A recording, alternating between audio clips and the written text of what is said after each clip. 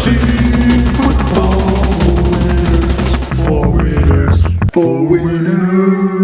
was always incredible to me, as it was for a lot of people, I assume, that Adrian Peterson was still great into his 30s. Um, I think he was 34 or 35 when he had his last good season where he was fantasy relevant. Incredible. And it just seemed like every year, the question was, well, this year he's going to be irrelevant. Like he can't keep it up. But generally, as long as he found a team that wanted him, and as long as he was getting touches until passes till after his 35th birthday, he was good. Frank Gore, similarly, was still capable in his mid 30s, still turning out yards. Maybe not as fantasy relevant, but still, still competing, still useful, still a flyer, a dart throw, a streamer, whatever you want to call it, deep, deep, deep into his career when a lot of running backs have been out of the league for a decade by then. Derrick Henry is the last or one of the last of that kind of group. You might say that Josh Jacobs, I'll get to him in a moment, rivals him or could rival him if he continues with his career in his 30s. But for now, Derrick Henry, who will turn 32 in the next week or so, is still doing amazing work in fantasy. And the knock on him would be, well, he's underperforming his ADP. And yeah, that's one way to look at it. Another way to look at it is the Ravens are averaging about a touchdown less per game than they did last year. Derrick Henry is only number 52 in targets for running backs. Last year he was tied for 50th. He's doing it because touchdowns, rushing scores, usage. He's getting a lot of carries and efficiency. He's averaging 5 yards a carry, which is incredible at his age on a team whose offense it doesn't even begin to address it to say they're struggling, but the Ravens really have struggled for weeks now, on and off, but mostly struggled. Last year, I think Henry was around 6 yards per carry, something like that. And he finished with over 300 fantasy points. This year, he'll finish with around 250, 260, I don't know, something around there. Still great. Again, turning 32 years old. Very efficient. He's doing everything and more that he did in Tennessee. In Tennessee, he only had 2 seasons above 5 yards per carry. He topped out, I think, at 5.4. He was getting a lot of 4.3, 4.5 yards per carry. Great, but not at this level. That what he's doing right now is actually better in many respects than what he did for most of his Tennessee career. It's just that he doesn't have as many carries to show for it. Instead of getting 325 carries, he's averaging a few carries less per game. And it makes sense. The Ravens thought they would be playoff bound and they didn't want to overwork Henry. It was a smart move. They also have him signed for 2 more years. So he'll be 34 when his contract expires at the end of the 2027 season. That's pretty old.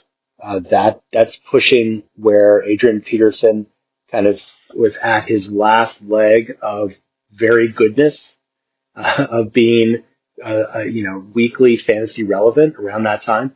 Frank Gore around the same time was weekly fantasy relevant or close to it around 34. Henry's going to be at that point where he'll be, as long as he keeps getting about 250 carries for these next 2 seasons, he'll be top 10 in all-time carries, which is incredible in this day and age.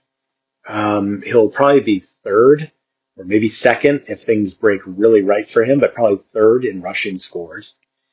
And the only running back with a realistic shot over the next, let's say, 7 years of passing Derrick Henry on either of those is Josh Jacobs. Jacobs probably can't do it on rushing scores, but Jacobs, if he's getting 280 carries per year for another 5 years and gets up to, 32, his age 32 season, then he could be top 10.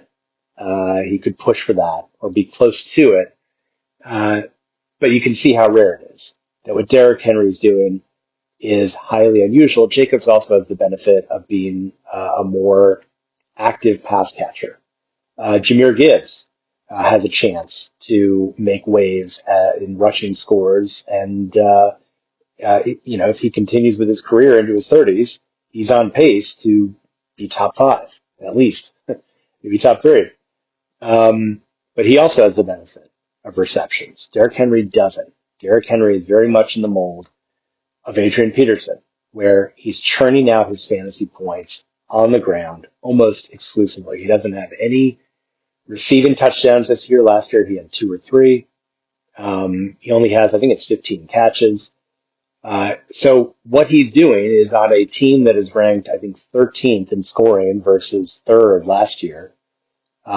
He is putting up incredible fantasy numbers. He's a weekly fantasy starter because he's getting 100-yard games and he's getting touchdowns. Not always at the same time, but he's getting it. What we're witnessing here is not the end, obviously, of a great career because, again, he's signed for 2 more years. But, and this is the big but, because so few modern-day running backs have come close to the amount of carries that Derrick Henry has had, that we have to wonder, okay, is he going to be able to maintain this level of efficiency in his age 33 season and in his age 34 season? Adrian Peterson had the benefit, and it wasn't really a benefit. He got hurt, missed 1 season. He was, I think he got suspended at one point. He was bouncing around teams. He wasn't always a starter. And so with Henry's been the bell cow for years and years and years. That's a lot on one running back, even one as great as Henry.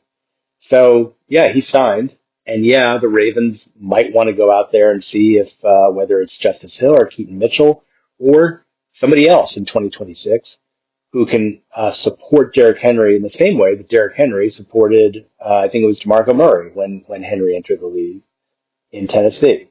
That who are you going to get in there to make sure that Henry can get through those next 2 seasons and isn't just pushing to be a top 10 in all-time carries and top 3 in rushing scores, but instead is producing at a very high level without running the risk of another 300 carry season. Because frankly, I don't know the last time that a 33, 34-year-old had 300 plus carries in a better offense. Perhaps Henry would be leaned on more heavily. Who knows? But if in close games, if the defense is failing and the games are close, Henry might be getting a few extra touches a game. That would put him over 300. So it'll be very interesting to see what the personnel looks like in the backfield next year, and what the Ravens prospects look like in their division. Are they a playoff caliber team? If not, there is deep concern. I mean, if Lamar Jackson is hurt next year before the season even starts, then Henry's stock is going to plummet for obvious reasons. Even though Henry has shown that whoever is a quarterback, he can, even if he's in Tennessee in one of the worst offenses in the league, he can still be a weekly fantasy starter. There's very few running backs over the last 25 years who can say the same. I'm BJ Rudell, Fantasy Football for Winners. Follow me on the blog. Email me anytime. We'll see you.